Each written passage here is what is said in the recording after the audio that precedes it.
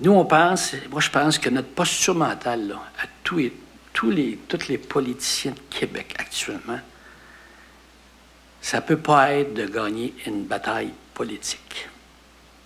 Ça ne peut pas être ça. Notre posture mentale, ça doit être de se rappeler qu'on joue avec un projet majeur pour l'avenir de la Ville de Québec. Un projet majeur pour les prochaines décennies dans cette ville-là et même dans la région. Et on doit se rappeler qu'on joue ici avec l'avenir des générations qui nous suivent, l'avenir économique de la ville, parce que ça, c'est aussi très important, l'impact économique de tout ça, puis surtout l'impact sur la qualité de vie de l'avenir de cette ville-là. Puis ce qu'il ne faut pas faire, et moi, j'ai été souvent hanté par ce terme-là depuis que je suis maire, c'est de faire ce qu'on appelle l'erreur historique. Prendre la mauvaise décision historique. On ne peut pas prendre une décision basée sur les bénéfices politiques. On ne peut pas faire ça. C'est trop important. Vous savez, le transport collectif, c'est une science.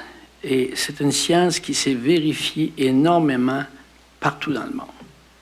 Évidemment, pour des populations différentes. Mais en Occident, c'est une science qui est vérifiable.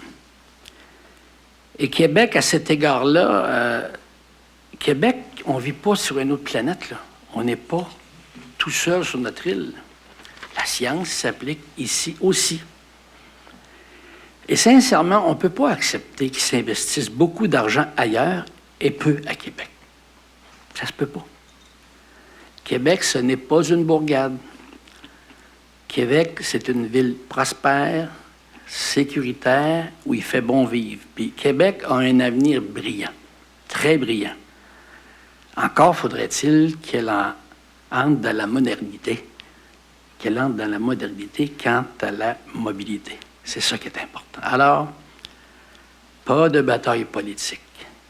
Ce qui est important, c'est l'avenir de la Ville de Québec et de la région, parce que ça a beaucoup d'impact sur la région.